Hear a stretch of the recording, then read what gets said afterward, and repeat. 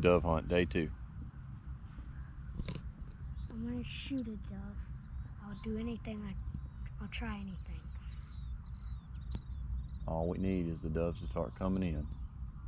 Once they come in, that's all she wrote.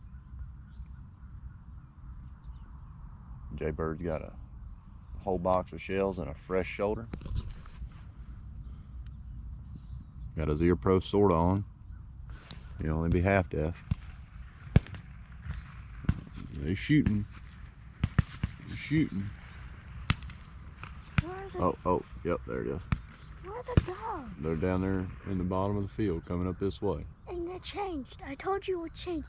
That's the gauntlet now. Oh no. I think it's just because they don't want to be next to us. Exactly. I mean, I'm pretty smart of them. Maybe they'll be nice to me and give me a free shot.